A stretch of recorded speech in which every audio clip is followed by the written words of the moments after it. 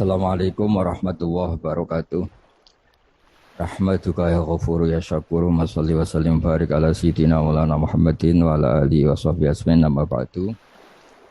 Yang sangat saya hormati putra guru kami Gus Yasin, juga yang sangat saya hormati Kiai Haji Lukman Hakim Saifuddin, juga Neng Alisa, Kiai Syafiq, dan dari pihak Sukun Bapak Haji Hilmi, juga Direktur Teluk Lamong Bapak Haji Faruk Hidayat, juga teman-teman Muhibbin Santri Gayang yang saya hormati. Tadi saya jam 9 ya, jam 9 pagi tadi ngaji Khataman Bukhari bersama para habaib di Kudus. Alhamdulillah selesai zuhur kemudian bisa pulang dan ikut hormat ngaji Santri Gayang. Ada dua kitab besar yang jadi pegangan fi ilmil hadis di hadis, yaitu Bukhari Muslim. Saya alhamdulillah tadi pagi ngaji Bukhari, sekarang saya mau ngaji Sahih Muslim tentang Mi'raj. Dari sekian cerita Mi'raj yang mungkin jarang disebutkan adalah riwayat di Sahih Muslim. Di kitab saya halaman 83 saya baca. Di antaranya dijelaskan falamma alawna sama ad-dunya. Jadi di peristiwa Mi'raj yang jarang diceritakan orang itu, Rasulullah itu ketemu Nabi Adam. Dan Nabi Adam itu disebutkan di sini faidan an yaminihi aswidatun wa an yasarihi aswidatun. Dari sisi kanan itu ada kelompok besar, dari sisi kiri juga kelompok besar. Saya baca teks aslinya ya, tabarruk ya, supaya dapat berkah dari bahasa Rasulullah SAW. Ini cerita Nabi ketika ketemu Nabi Adam. Fa idza nazara qibala yaminih dhahika wa idza nazara qibala shimalih baka. Nabi Adam ketika melihat ke kanan itu senyum-senyum, senang sekali. Tapi kalau melihat ke kiri itu nangis. Lalu Rasulullah SAW tanya ke malaikat Jibril, itu siapa? Itu Adam. Dan yang kelompok di kanan itu ahli surga. Maka beliau kalau melihat senang sekali, dan kalau yang di kiri itu ahli neraka, kalau beliau melihat itu susah sekali. Artinya apa? Betapa susahnya jadi Nabi Adam itu. Jadi kalau misalnya ada koruptor ketangkep gitu ya, yang nangkep ya cucunya, yang ditangkep juga cucunya. Kalau kita punya anak 10 itu, terus yang satu misalnya nyuri milik temannya, milik saudaranya itu, sing naboi ya anaknya, yang ditaboi juga anaknya. Kayak apa tersiksanya seorang Nabi Adam? Karena nggak punya pilihan, pasti dari sekian kasus dolim dan mazlum, yang mendolimi maupun yang didolimi itu pasti anak cucunya. Jadi betapa susahnya seorang Nabi Adam. Jadi termasuk kearifan kita sebagai manusia itu belajar dari takdir yang kita hadapi, yaitu keterbatasan kita sebagai manusia. Kita harus bisa ngelola kegagalan, terima qadha qadar. Makanya kata Mbah Mun, abahnya Gus Yasin itu sering cerita ke saya, iman itu paling dhuwur itu iman qadha qadar, khairihi wa syarrihi minallah. Kita harus punya kesiapan iman khairihi wa syarrihi minallah. Bahwa segala kebaikan, segala syar itu sudah digariskan oleh Allah Ta'ala. Kita bisa apa sebagai manusia? Jadi pertama Nabi Muhammad ketemu di as-sama'id dunya, langit paling dekat, itu ketemu Nabi Adam dengan kondisi seperti tadi. Kalau melihat ke kanan itu senyum, karena itu anak-anak beliau, turunan beliau yang ahli surga. Kalau melihat ke kiri itu nangis, karena itu cucu beliau yang ditakdir tidak jadi orang baik. Artinya kalau ada peristiwa sosial apa saja, yang satu zalim, yang satu mazlum, atau yang satu benar, yang satu salah, atau sama-sama benar tapi salah paham, itu semua adalah cucu Nabi Adam alaihis salam, dan itu membuat beliau kadang-kadang dohika, kadang-kadang senyum, kadang-kadang baka, kadang-kadang nangis. Jadi itu yang menjadikan tambahnya arifnya Rasulullah SAW. Saya teruskan. Qultu ya Jibril man hadha qal hadha Adam wa hadhil aswida an yamini wa an shimali nasamu bani fa ahlul yamin ahlul jannah wal aswida allati an shimali ahlun nar fa idza nazara qibala yamini dhahika wa idza nazara qibala shimalihi baka. Itu seperti misalnya kita punya anak 5, yang satu sukses jadi profesor doktor atau jadi orang alim, yang satu sekolah saja agak naik, misalnya sudah agak naik, entekno dunya itu nghabiskan harta itu kan. Tapi barokahnya itu mungkin kita mau jadi sombong enggak jadi itu karena punya anak yang enggak sukses. Mungkin barokahnya punya anak enggak sukses itu meredam keangkuhan kita, terus kita menjadi orang yang sopan dengan tetangga, dengan orang lain karena dipaksa punya hal-hal yang seperti itu. Jadi semua yang ditakdir Allah kalau kita ridho itu pasti baik. Karena ya kata yang ngarang kitab hikam itu orang tawaduk itu kalau dinasehati pakai teks saja tidak cukup. Kalau punya utang itu tawaduk sendiri gitu. Guyonannya orang-orang kiai gitu gitu. Ada orang sombong, supaya tidak sombong kalau dia ketemu orang yang ngutangin itu pasti sopan sendiri. Jadi kalau dinasehati suruh sopan susah, tapi kalau ketemu orang yang ngutangin atau ketemu orang yang dia butuh pasti dengan sendirinya sopan sendiri. Atau ketemu orang yang menjadikan anaknya dapat pekerjaan, menjadikan keluarganya dapat job pekerjaan, pasti dia sopan sendiri karena utang jasa. Nah kalau kita pasti sopan sama orang yang ngutangi kita, yang menolong kita, apalagi dengan Allah Ta'ala yang semua yang kita pakai pasti dari Allah Ta'ala. Dengan demikian sudah keharusan kita sangat-sangat sopan pada Allah Ta'ala. Yang implementasinya dengan sujud dan dengan sholat. Itu juga yang dibawa dari hasil Mi'raj. Ini saya baca teksnya ya. Saya tadi jam 9 baca Bukhari di Kudus sama beberapa habaib, alhamdulillah. Sekarang saya teruskan dengan Sahih Muslim. Termasuk kitab 6 yang paling dipakai ahli sunnah itu Al-Kutubus Sittah, yang paling pokok itu adalah Bukhari Muslim. Terus kemudian naik-naik terus ketemu Marartu bi Musa alaihi salam. Ini nabinya Bani Israel. Saya kemudian ketemu dengan Nabi Musa alaihi salam. Nabi Musa itu nabinya Bani Israel.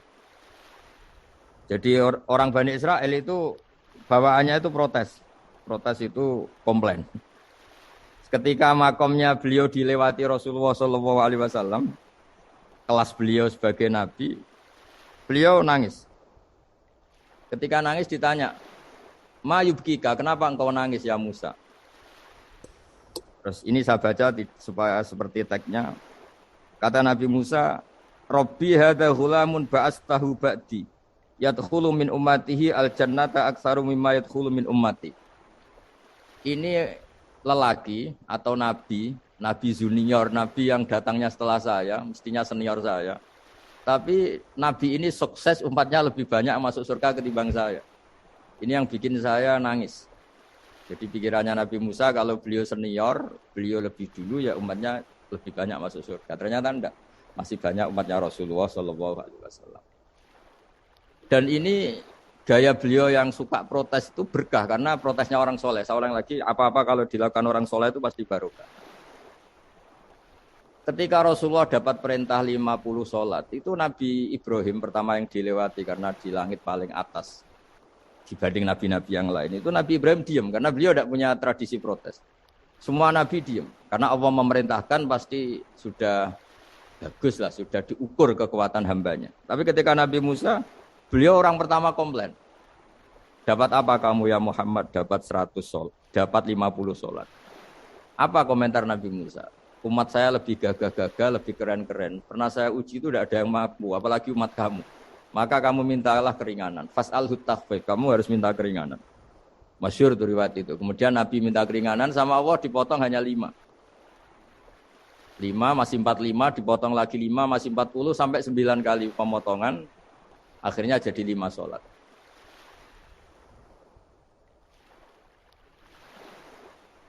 Itu satu menjadi pelajaran bahwa hubungan dengan Allah Ta'ala itu tidak perlu malu. Karena Allah itu suka kalau dimintain. Mestinya kan dipotong 5, minta lagi sungkan. Dipotong lagi 5, minta lagi sungkan. Tapi ternyata berkali-kali. Bahkan ketika sudah 5 itu Nabi Musa masih bilang, ya Muhammad minta lagi keringanan. Jadi kalau itu dikabulkan itu jadi tidak ada sholat. Itu kalau 5 masih minta. Nah, sampai Rasulullah itu tanya ke Jibril. Ya Jibril, bagaimana dengan gaya komplainnya Nabi Musa? Hiddah itu sering komplain. Jawabnya malaikat Jibril, ya roh hiddah. Allah tahu betul tentang komplainnya Musa dan Allah senang. Ya karena bawaan beliau begitu. Ini penting saya utarakan bahwa dalam Islam itu orang yang lemah lembut, yang samahah.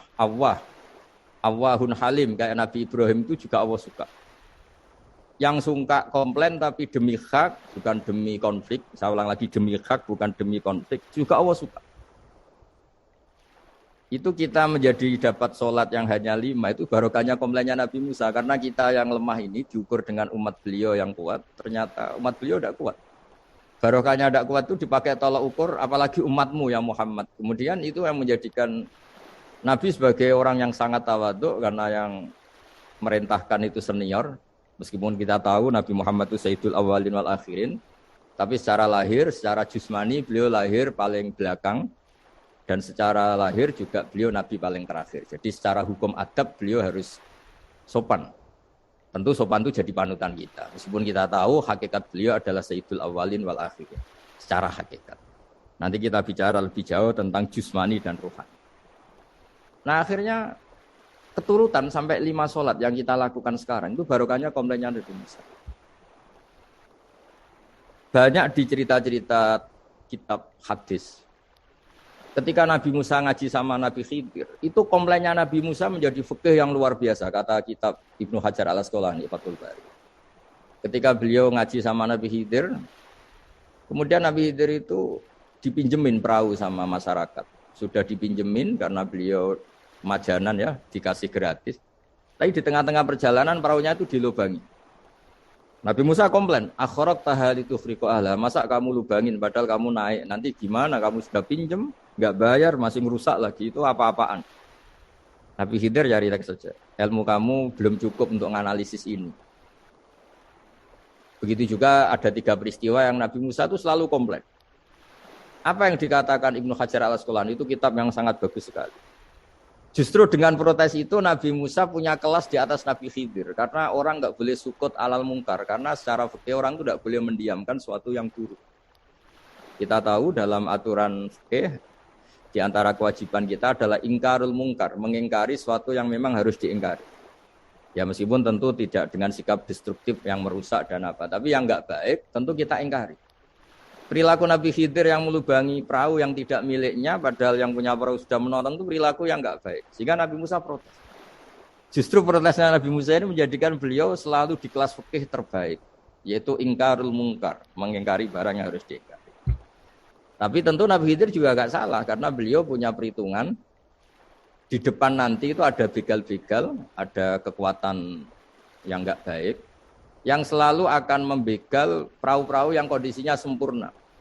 Nabi Khidir punya perhitungan, kalau ibarat mobil ini spionnya kok enggak dipecah, enggak diambil, itu termasuk mobil bagus, pasti digarong. Tapi gara-gara spionnya dipecah dulu sama Nabi Khidir, terus depannya dilumuri apa supaya enggak menarik, ini selamat. Jadi perhitungannya Nabi Khidir, wa kana wara'uhum maliku ya'khudhu kulla safinatin ghusba. Di beberapa tafsir diartikan safinah ay sholihah, karena di depannya nanti akan ketemu orang-orang yang dolim yang selalu ngambil perahu-perahu yang bagus. Caranya gimana supaya perahu itu gak diambil? Ya karena mereka hanya ngambil yang bagus, ya dirusak dulu supaya gak bagus. Kalau ya gak bagus nanti lolos dari garong tadi, dari pengambilan secara dolim tadi. Jadi Nabi Khidir gak salah karena ada visi seperti itu. Nabi Musa protes juga gak salah karena memang tugasnya fikih itu ingkarul mungkar, mengingkari barang yang memang gak benar. Nah, di sini seperti yang dikatakan Gus Yassin, kita harus bisa ngelola perbedaan, ngelola beda sudut pandang dan sebagainya. Sehingga kita selalu dapat nikmat Allah Ta'ala, wa allafa baina qulubihim, nikmat yang kita asik, kita hidup asik, nyaman. Doa-doa bapak-bapak saya, guru-guru kita sering ijazahi setiap ketemu teman atau keluarga disuruh berdoa, Allahumma alif baina qulubina wa aslih dzata bainina. Semoga hubungan kita dengan orang lain itu baik-baik saja dan semua konflik kita dibenahi oleh Allah Subhanahu wa taala. Karena kita tidak pernah tahu ya, kita miskin kadang dianggap problem karena takut membebani tetangga. Tapi kita kaya juga kadang dianggap problem karena orang lain takut kalah dengan kita. Kita tidak pernah tahu cara pandang orang lain. Jadi kadang-kadang kita menang gitu, sama yang senang dikira kita pemikir serius. Tapi sama yang nggak senang dikira kita merengut. Kita guyon, kata yang senang itu luar biasa. Kita dianggap orang yang ceria. Bagi yang nggak senang dianggap arogan. Jadi kita tidak pernah bisa ngelola pikiran orang lain. Nah, barokahnya rahmat Allah yang tidak terbatas, kita seperti ini. Dan itu digambarkan oleh Allah Ta'ala ketika ketemu antar Nabi. Cara pandang ya beda-beda. Nabi Ibrahim itu kalau melihat orang yang nggak benar, itu ya ngendikane faman tabi'ani fa innahu minni wa man asani fa innaka ghafurur rahim. Ya Allah, yang ikut saya ya karuan kelompok saya, yang tidak ikut saya semoga engkau banyak mengampuni mereka. Nabi Nuh beda sekali cara pandang. Nabi Isa ubudiyah murni. Ketika melihat orang yang enggak benar, beliau tidak ngambil sikap. Beliau ngendikan intu adzibhum fa innahum ibadu. Kalau engkau siksa nggih monggo Gusti, wong itu hamba-hamba jenengan, itu terserah jenengan. Wa in taghfir lahum, kalau engkau ampuni nggih monggo, jenengan yang punya pertimbangan lebih bijak. Dan itu yang dalam banyak hadis ketika Rasulullah SAW melihat umatnya di akhir zaman yang macam-macam, Nabi ngambil sikap kayak sikapnya Nabi Isa. Sebagian riwayat Nabi mengatakan fa'aqulu kama qalal abdus soleh. Saya akan ngambil sikap kayak sikapnya al-abdus soleh. Di hadis itu diredaksikan yaitu dengan redaksi intu adzibhum fa innahum ibaduk wa in taghfir lahum fa innaka antal azizul hakim. Ya saya teruskan. Kemudian akhirnya Rasulullah SAW sampai ke Sidratil Muntaha. Wa ra'aitu Ibrahim alaihi salam wa ana asbahu waladih bih. Ketika ketemu Nabi Ibrahim, hubungan Rasulullah itu sangat emosional. Beliau yang pertama diceritakan, saya ketika ketemu Nabi Ibrahim itu senang sekali karena ternyata saya ini cucu beliau, turunan beliau yang paling mirip beliau. Jadi ini unik, dari sekian peristiwa besar, peristiwa langit, kemudian Nabi ada hubungan emosional yang luar biasa ketika ketemu Nabi Ibrahim. Pertama yang dikatakan Nabi, wa ana asbahu waladihi. Saya adalah cucu yang paling mirip beliau. Dan ini kita tahu akhirnya di semua syariat kita istilah resminya itu anit tabi millata Ibrahim hanifah. Di istilah resmi agama kita millata abikum Ibrahim, agama leluhur kamu Ibrahim. Kita ketika baca sholawat Allahumma sholli ala sayyidina Muhammad, terusannya juga kama sholli ta'ala sayyidina Ibrahim wa ala ali Ibrahim. Dan seterusnya dan seterusnya. Kemudian yang terakhir saya cerita secara akidah Ahlussunnah wal Jamaah yang dianut oleh Imam Asy'ari dan Maturidi. Meskipun secara lahir itu Nabi mengalami pertemuan dengan Allah di Sidratil Muntaha, tapi tetap saja kita cara pandang bahwa Allah Ta'ala itu mukhalafatul hawadis. Allah tidak bisa kamu andekan di satu tempat terus mengalami hal-hal yang kita alami sebagai makhluk. Sebab itu sirinya kenapa di surat Isra dimulai dari subhanalladzi. Allah tetap maha suci. Maha suci itu artinya terbebas dari yang kita alami. Allah selalu mukhalafatul hawadis. Allah la yahtaju ila makarin. Allah tidak butuh tempat. Allah tidak butuh waktu. Allah tidak butuh semua. Karena Allah itu qayyum. Allah itu qiyamuhu bi nafsihi, berdiri sendiri. Allah tidak butuh aras. Allah tidak butuh kursi. Tapi eksistensi kursi yang butuh Allah. Allah tidak butuh aras, tidak butuh kursi. Tidak butuh langit, semuanya itu berdiri karena Allah. Bukan sebaliknya Allah berdiri di atas semuanya. Sehingga kita mulai kecil diajari Allah itu siapa? Al-Qayyum. Kalau bahasa kita, qiyamuhu binafsih. Selalu berdiri sendiri dan Allah itu Al-Ghaniyul Mutlaq. Enggak butuh yang lain. Di sini pentingnya selalu Nabi ngendikan subhanallah, subhanallah, wiridanya tetap Allah itu maha suci, Allah maha besar, Allah maha agung, dan keagungannya diantara ditandai dia punya sifat yang tidak sifat kita. Dia punya keabadian yang tidak bisa kita miliki. Dia punya semuanya yang tidak kita miliki. Jadi sebab itu dimulai subhanalladzi asra bi abdi lailam minal masjidil haram. Jadi kata subhana ini maha suci itu maha suci dari tempat, dari waktu, dari apa saja. Meskipun Allah punya adat, punya sunnah memperlakukan hambanya itu dengan logika atau bayangan yang dibayangkan seorang hambanya. Sehingga seakan-akan kita ini ya ketemu, seakan-akan kita bisa ini melihat. Sehingga di surga disebut kita ini melihat Allah. Tapi semua ahli sunnah mengatakan, tapi kamu melihat Allah itu tetap saja bila kaifin walan khisorin. Tidak bisa terus menciri. Menciri itu bisa membatasi sifatnya Allah itu begini-begini, tidak bisa. Tetap Allah itu la tudrikul absar wa wa yudrikul absar. Tapi kita bisa disebut melihat dengan kemakhlukan kita yang profan. Di surga disebut melihat, tapi bukan melihat yang kayak kita melihat antar makhluk yang terus bisa apa itu cerita detail, cerita spesifik, cerita apa tidak bisa. Tetap la tudrikul absar. Ini hebatnya ulama-ulama kita, selalu cerita Mi'raj, cerita nazar ila wa fil jannah, melihat Allah di surga, tapi bersamaan dengan itu selalu cerita Allah itu mukhalafatul hawadis, Allah itu laisa kamislihi syai'un. Jadi terima kasih Gajang utamanya pada Gus Yasin dan yang membantu semuanya. Barokahnya kita ketemu bisa ngaji, supaya barokah saya baca teks aslinya di hadisil Isra, karena tadi saya jam 9 sudah baca Bukhari, ini supaya dapat berkah saya ini baca Sahih Muslim.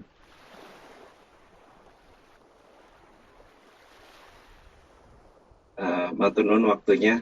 Ngapunten Gus Baha niki badhe tanglet berkaitan dengan sholat nih, sholat atau sholat khusyuk yang diperintahkan oleh Allah Subhanahu Wa Taala.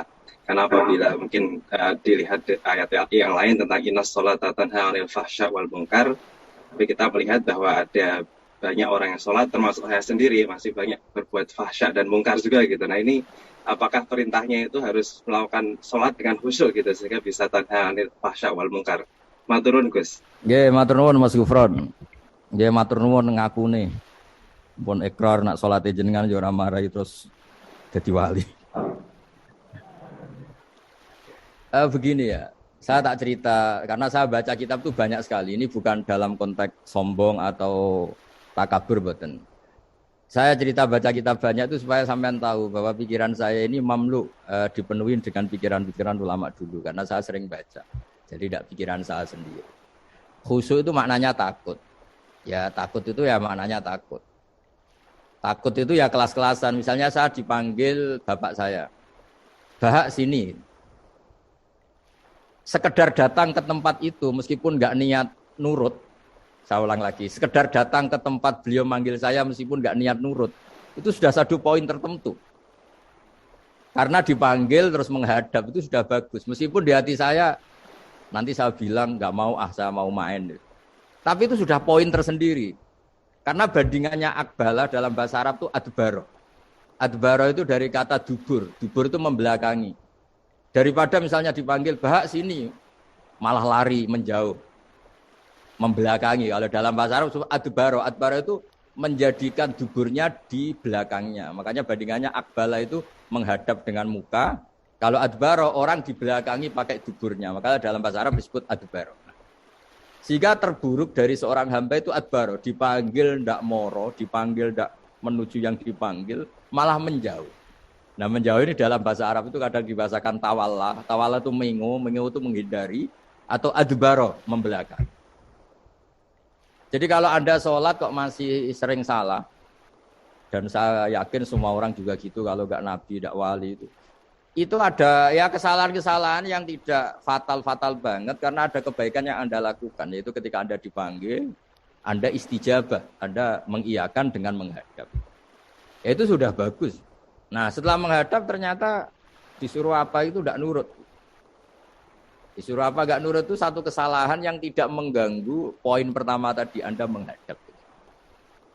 Sehingga banyak cerita di hadis-hadis ada sahabat yang zaman itu tidak soleh-soleh banget. Zaman itu ketika Nabi, saya ini mau sholat ya Rasulullah, tapi jangan diminta berhenti dari begini-begini. Beliau menyebutkan sekian kemungkaran sahabat tadi. Nabi komentarnya itu sayan hahumayakul. Nanti kalau sering sholat lama-lama ya enggak begitu. Nah ini kelirunya kita sebagai manusia. Lama-lama juga baik, itu kita kira itu terus harus sekarang gitu loh. Nah itu keliru, harus sekarang itu keliru. Bisa saja kita ini setiap sholat pasti sudah ditulis Allah, nanti itu mati baik. Delala nanti habis asar sebelum kita maksiat sudah mati, habis sisa sebelum kita maksiat lagi sudah mati. Jadi barokahnya sholat itu ada waktu yang potensi ya. Potensi sholat itu akhir kenangan kita. Sholat itu identitas kita, sholat itu status kita. Nah, karena kita sholat itu pakai niat, niat itu komitmen. Sementara kalau Anda maksiat itu tidak pakai niat karena zalla. Zalla itu ya ada niat maksiat, tahu-tahu mungkin di bis ketemu orang cantik, terus agak jelalatan. Tapi kan tidak niat. Tapi kalau sampai sholat kan datang ke masjid, bayangkan diimami ini, nanti kamu takbir, nanti kamu baca ini, baca ini. Jadi benar-benar komitmen. Itu status kita. Kata Said Zabidi disebut mautinuhu wa haqiqatuh. Baiknya umat Islam itu kalau taat itu mautinu, itu alamat resminya, itu statusnya, kata Said Zabidi. Tapi kalau dia maksiat itu zallah itu kepleset. Jadi tidak pernah jadi status kita. Semoga semua maksiat kita ini tidak status, tapi zallah.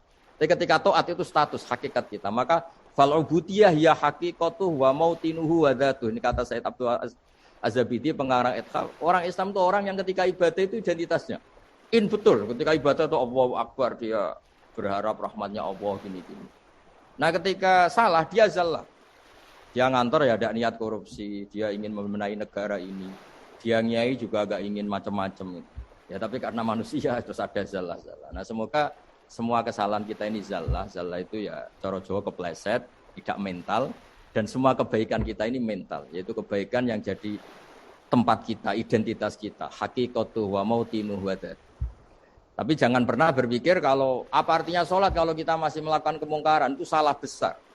Sholat itu wajib, dengan Anda sholat itu sudah mengurangi kemungkaran Anda, karena Anda tidak melawan ketentuan Allah Ta'ala. Kayak kita orang Indonesia, meskipun kita koruptor, mau jadi KTP Indonesia sudah bagus, kita mau jadi warga Indonesia. Meskipun setelah itu kita korupsi dan salah, tapi lumayan jadi mau jadi warga apa? Indonesia. Orang mau sholat artinya dia menstatuskan diri sebagai hamba Allah. Teken kontrak, kalau saya ini hambamu ya Allah, anta robbi, iya kana butuh, iya kana stain. Soal salah ya salah aja yang sama. Kita tetap warga Indonesia meskipun kita salah, meskipun kita koruptor, meskipun kita salah, tetap aja warga Indonesia yang berhak mendapat jatah makan meskipun di penjara, meskipun apa. Sama, kita ini hamba Allah yang mengakui kalau Allah itu Tuhan, kita hamba. Dan barokahnya pengakuan itu insya Allah di cerita-cerita syafaat, kalau kita dosa atau apa, insya Allah dapat syafaatnya Rasulullah SAW, karena kita tidak pernah lari dari status kehambaan. Jadi yang harus dipegang, makanya status kehambaan ini nggak boleh hilang. Kita harus sering bilang Robbi, Robbi, Tuhanku yang merawat aku, yang memberi aku.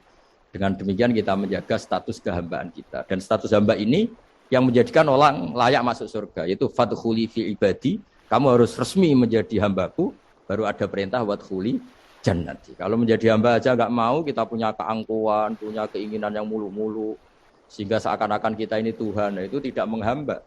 Kita harus fadkhuli fi ibadi, baru wadkhuli jannati. Ya, saya kira demikian, semoga ini manfaat. Monggo tunggu bareng-bareng. Bismillahirrahmanirrahim. Al-Fatihah.